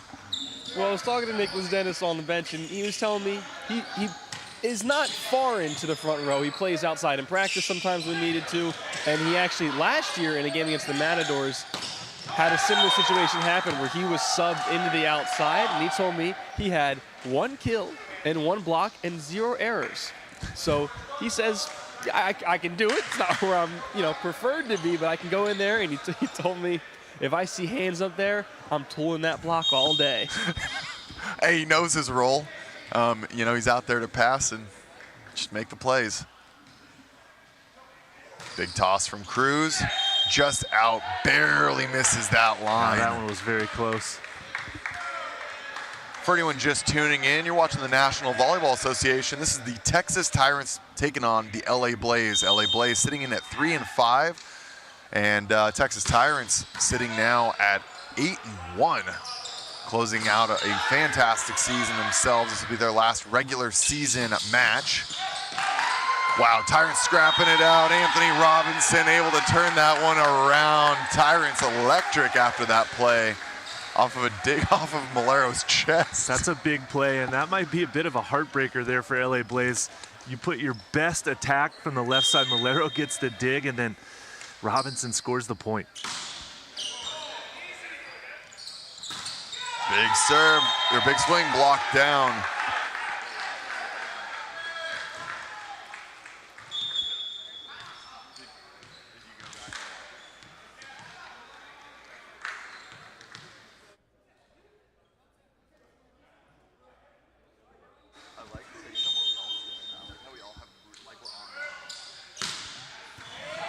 Wow, Rafa Cruz cannot quite handle that one in a free ball. Oh. And Massenet free balls that one out of bounds. What a start by the Tyrants now. 6-1 here in set number 3. LA Blaze are in some serious trouble, Nick. They certainly are, and at what point do you take the timeout? You'd hate to use them this early, but this one, well, a little bit of a bailout there on that missed serve, but plenty of time when you're down by 5. But Matt, I'm curious from your coaching perspective, when you're running the Stunners, if you guys find yourselves down 5 early on and down 2 sets, at what point is it time for a timeout? Well, perhaps to depending on how many people you have on the bench and who's available to sub in, or use a timeout to slow down the momentum that the other team's really building. It's a game time situation. Obviously, there's no manual, there's no roadmap on how to do it. Just kind of going off of game feel. But a couple of choice words to yourself, and sort of figure it out as you go along. Yeah, sometimes seeing also how the guys on the court are holding themselves too. That too. Are they needing a little bit of a refresher? How they feeling? But and you also have to realize whether or not the timeout's going to be beneficial. Yeah. Right? Yeah. Because it might come early on, but there's still a lot of game, in front of you. Sometimes guys just have to problem solve themselves, but right now Ryan Mounty's got the answer. I think this is more than we've ever seen Damani Lenore had blocks against him, and even just getting block touches. It's interesting to come from the Tyrants team that's understaffed in the middle. It is interesting, but Ryan Mounty, obviously one of the better middle blockers in the league, and can do a good job. He's been in situations like that before, but Daniel Jacobs has made a great contribution through the middle for the Tyrants too. One of my favorite things when you see non-middles in the middle is you get some of those awkward pieces of you serve short, they've got a great passer kind of there to help out. Tips and rolls coming through. There's just a lot of control sometimes, and it's just a different dynamic. But yeah, he's been doing a great job. Man, that's the set that Tim Johnson wants. I swear, Tim Johnson, Jair Santiago, and Joe Norman all have the same set. Yeah. They hit so high, they just want that kind of ball dropping almost on their heads so they can just go up and get it. They don't need the speed. They don't need the fast set to the pin. They just need a high set, like you said, that they can go up and get. Oh my God, Ryan Mounty hammering the ball out of the three. I didn't know yesterday if it was intentional. Mulero speeds up that free ball. Yeah. And it's, yesterday they were missing location, so I couldn't tell if it was intentional. Okay, it was intended. He wants to speed that up. Absolutely. Keep the pass fast, keep the offense fast in tempo. Again, LA Blaze down by 5 now. They do call a timeout.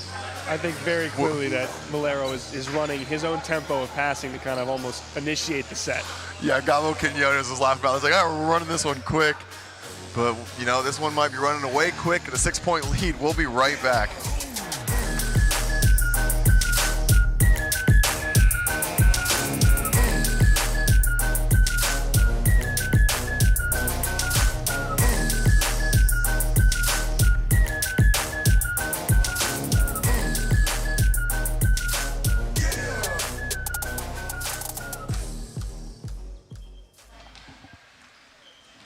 Back into the action. LA Blaze has some problem solving, and they've got to do it now.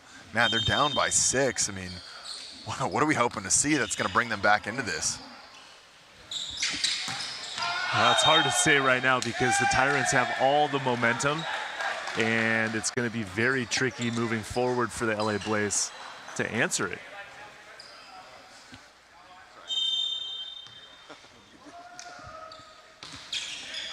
Johnson with another float-type pass. Lenore!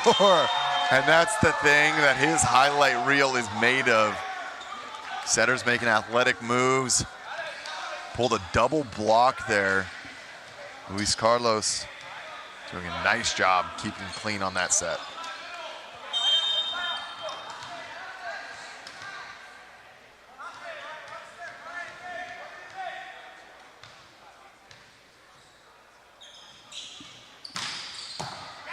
Perfect pass from Mulero, and then Ryan Mounty swings back. The game within the game. Middles are going off right now. Yeah, back and forth through the middle. Very exciting to watch. Some big attacks taking place from both sides.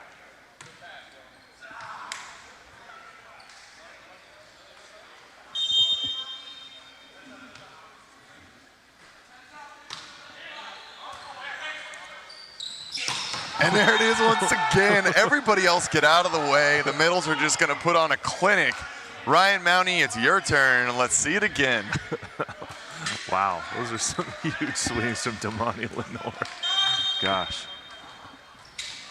No, Ryan Mounty upset because now he rotates back row. He didn't get a chance to answer back. I think everyone at home is feeling the same way we are. A little bit upset, maybe cheaped out on our experience here.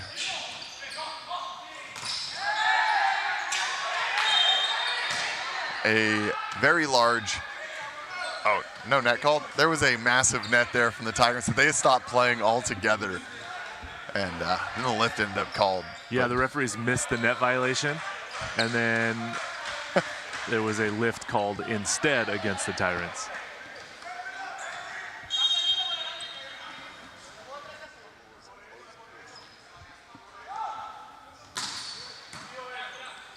Good pass by Robinson. Johnson. Man, he jumps 8 inches behind the 3-meter line and lands on the center middle. line. Yeah. So crazy. I'm just standing here shaking my head watching that guy jump. It's nuts. Because it's not like he's just jumping up. He covered a 10-foot broad jump while hitting almost at the height of the pin. 10.5 feet. Yeah. Now Cruz swings, sends that one long. No touch.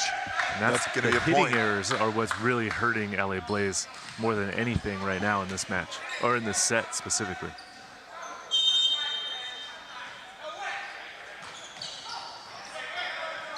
Deep float. Belvin gets a chance. He's able to use that with a swing off the hands of Johnson.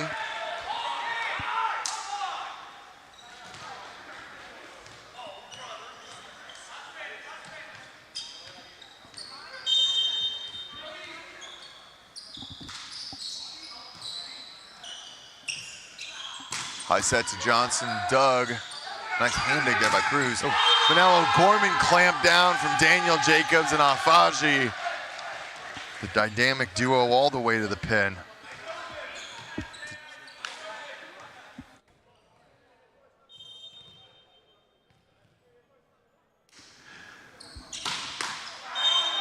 Afaji back on that jump serve. He's been float serving for the last set and a half, just wanting to make sure when the points are close that he's not making any errors like that one there. So I do appreciate, you can kind of see the intention in his, his serve selection.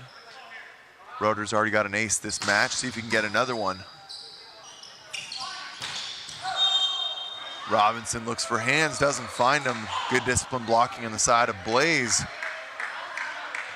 They're hoping it's going to be a little bit of the beginning of a comeback here. They got a long way to go if they want to come back into this match, this game, and the match, down by 6 points and down 0-2 in sets. Big serve from Roeder gets the overpass.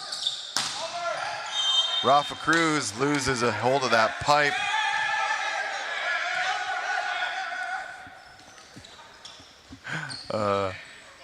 Rafa Cruz in dissatisfaction hit the ref pad there, knocked a walkie-talkie down. You just hear all the Tyrants just riling him up even more. The game within the game. Nice swing from Belvin. Kill into the angle. I believe that's kill number 5 for him.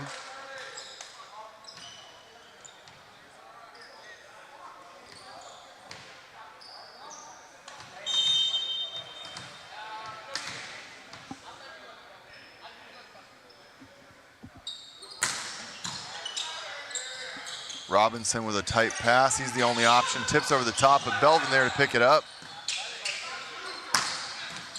Robinson gets the dig. Johnson, no approach, no problem. Paddles that one down. Barely got anything behind that, but just so high up. Yeah, great adjustment by Tim Johnson to put that ball into the open court. A good set as well from Malero. The libero had to step in. A little back bump set for the assist. Quick discussion to confirm next server. 7-point lead here, 18-11. Johnson serves Cruz. Lenore swings. And Belvin launches that one into Upland. Couple cities away, no problem. Looking for some touch there maybe, but did not find the high hands. It's an untimely hitting error from Belvin. One of the ones that he can make sometimes, but tense moments now for the Blaze. Overpass though, nice setter dump there.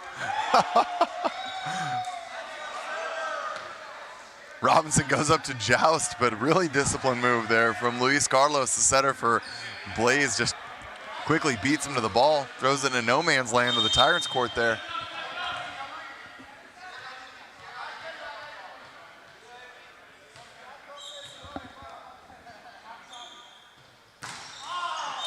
O'Gorman leaves that one short, and that brings the lead to 8 at 20-12. Matt, barring some kind of miracle, looks like this one has all but done. Yeah, not just one. They'll need multiple miracles to pull this one off. Damani Lenore on a nice little back one fade there. He gets a big kill into the double block of Mountie and Robinson.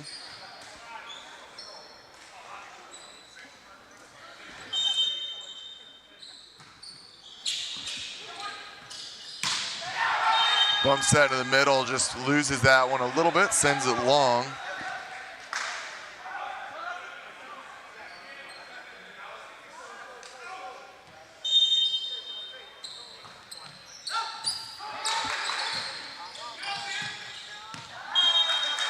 Afaji loses the handle on that one a little bit there, sends it wide, but again, it's hard to even worry too much. They have such a lead built up that even still, with 5 points for Blaze to close up. Afaji bumps it over.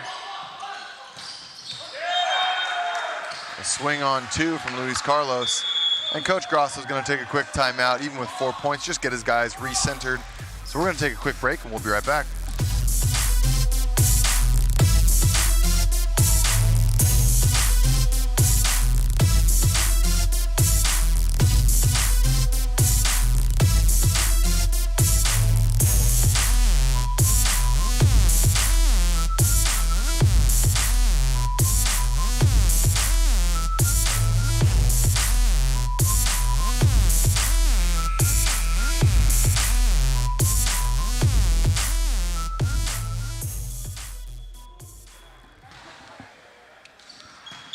Quick breather for the Tyrants, and they look back to grab their reign here over the LA Blaze, who, well, this certainly, doesn't do much for what their postseason qualifications, barring a miracle run from Seattle Sasquatch this weekend and LA Blaze going completely winless. Their ticket is all but punched to event number 6. So yeah. Not a lot of implication here other than trying to get back into form and kind of giving yourselves a little bit of momentum coming into playoffs. But, they're showing a little bit of signs of life right now. Good point on the net there from Cruz. And now a big ace. And just like that, we're in the middle of a 6-point run. Is this the miracle, Matt? Maybe. And they still have to pull off the set victory. That'll be the first miracle. It'll be a set victory. Outside to Afaji. Block touch means a reset. And Ryan Mountie puts it away. Business as usual.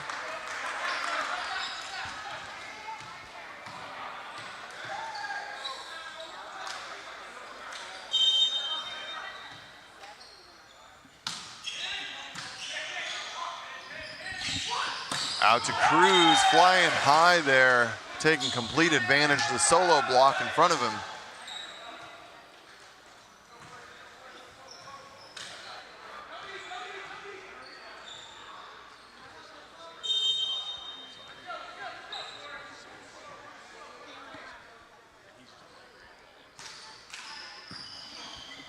Good pass from Malero. Afaji covered by the shoulder of Malero. And Gallo tries to turn on that, and all of a sudden, it is a 1-point match. 21-20. 1-point set, apologies. So I think we're seeing a common theme. Whoever is well in control of the game is unable to maintain that control. Set to Afaji. Another big block touch. Should make this a pretty easy one. Belvin gets it, and all of a sudden, it is 21 apiece. It went from 20-12 to 21 all. What a turnaround. 9-1 scoring run. Wow.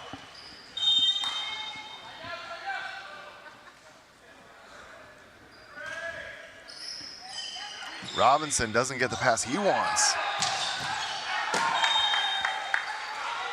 Blaze looking for doubles, and once again, we've not called doubles all season long. Put your hands down and keep playing the game.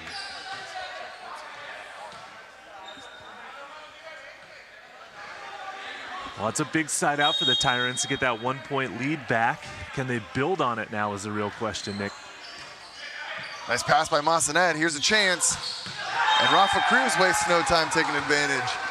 Well, Daniel Jacobs just not able to close the block overhead. Respecting Blaze's middle attacker a little too much that time. Now we're tied at 22s.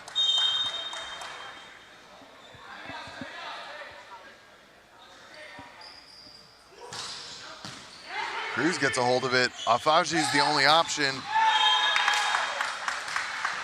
Finds a great angle swing there after having some trouble getting the ball over the net on the left side, scoring effectively out of zone 2 there.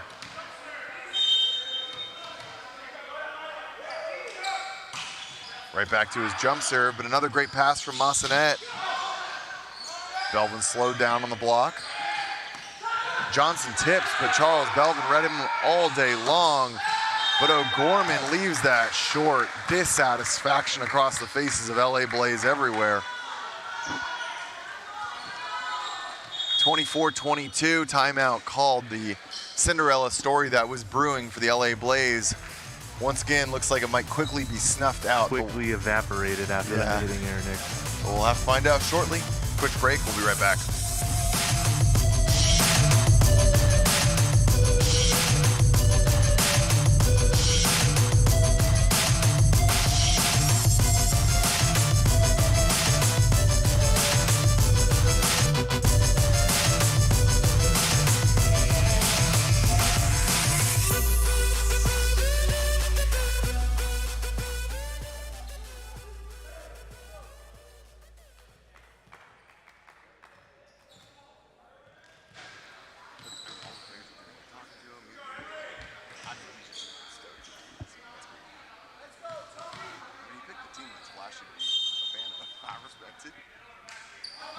Afaji serving match point. Belvin is the choice. Man, he is continuing to deliver. Nicholas Dennis comes in to serve for Roeder. 23-24. Dennis regularly gets put into some pretty tough situations, and more often than not, steps up brilliantly. We'll see what the jump server is able to do here. Good pace, but a nice pass by Afaji to Robinson, and Dennis can't find the dig. Texas Tyrants will take this one in 3 straight sets. That's gonna finish their regular season at 9-1. So Tyrants fans, tune back in at event number 6 when they make their return. Otherwise, tonight, tune in to see some of them participating in that All-Star game. But that's gonna do it, and we're gonna see the LA Blaze play one more match tomorrow as they take on the Chicago Untouchables. Also, they're gonna have Charles Belvin and Damani Lenore playing in the All-Star match tonight, so plenty more action from them to get underway. It's a good fight by LA Blaze there at the end. Really, they had nothing to lose. They were down 20-12, I believe is what the score was. Yeah. They came all the way back to tie it up. Good pressure from them, really showing glimpses. I mean, they do have the tools that they can, pull off some wins. They're just not able to put it together in the crunch time, right? Yeah. In the business when it really matters the most at the end of the games. They were winning in sets 1 and 2, and then the Tyrants were able to come back and steal those ones and then pull off the 3-set sweep. Yeah, and I think that it's interesting. Maybe it sounds obvious, but when I look across a lot of these 3 and 5 teams, I feel like that's kind of the characteristic. Southern Exposure, they've had some great matches, can't quite put it together. Chicago Untouchables, they've gone 5 across the season. Can't close. Can't quite do it. Yeah. LA Blaze, it's just kind of several of these teams that they work so hard, and right when they've just got to put the icing on the cake, they kind of knock it off the counter instead. We got a great man of the match, though, and we're going to be going courtside with Noah Chast with Jose Malero. Take it away. Thank you, Nick. Jose Malero, our man of the match. Tyrants now 9-1 on the regular season. How are you feeling right now? We feel so good. We'll still enjoy the game, game by game. So Thank you. looking forward for the playoff. You led a consistent defensive effort all the way around, but you also had some highlight plays, taking it off the chest, and even you passed one in serve receive, and the moment you passed it, you turned around and looked at your bench because you knew it was going right to target, sort of Steph Curry-esque. What makes you have so much flashiness and style to your game? Well, I've played a lot, like in my whole life. I'm 30 years old, so I have a lot of experience on the international game. So I just enjoy the game, and having fun and try to get better my partners. So I enjoy the game. That's it. Really have fun. You enjoy the game, and you have one more game tonight. You're starting or the #1 libero in the All-Star game for the national team. How excited are you for that? Yeah, I'm so proud of that. We work for make announcements and things. I feel so good to be here. I feel so good to be on the All-Star game with this players so well. Just enjoy it. Thank you. 9-1 on the season, heading into the playoffs next event. What's your message to the league about what the Tyrants can bring? I think we're gonna have our whole team this time. So I think Jagin's coming, and we're gonna have the whole team. So we're gonna look forward to make the championships. Thank you so much. Jose Malero, our man of the match, a fantastic end to the regular season for the Tyrants, and my first ever man of the match interview where I'm taller, so I'm really soaking this one in. All right. Thank you. Thank you so much. Send it back to you guys. Man, that's fantastic. Oh, man, it's funny to take a step back. I hadn't really thought about this. We talked about some of the acquisitions in the offseason by the Tyrants, who had a great season last year. But the big two we talked about was Jake Langlois from the Utah Stingers and Jose Malero from the Inland Empire Matadors. Man, what a welcome switch. Yeah. This is a weekend where all too often for Malero, his season has come to an end, and all of a sudden he is 9-1, charging into the postseason. Yeah, and you can see it on his face. He's extremely excited to be a part of that group. Happy for the win, happy to be playing good volleyball, even with a limited roster, but knowing what they have going into the playoffs, he's very excited about it. And he should be. Everyone back in Texas, a massive support for this team, as well as the Dallas Tornadoes. Love to see the growth that's happening there in the volleyball community. But that's going to do it here for us on that set. Once again, that's Matt Prosser. I'm Nick England. Noah Chass on the sideline there. Ira Thor will be joining us here shortly. Up next is going to be Utah Stingers, Colorado Kraken. This should be a pretty fun one. A lot of youth versus veterans in this one, so stay tuned. We'll be right back here in just a couple minutes.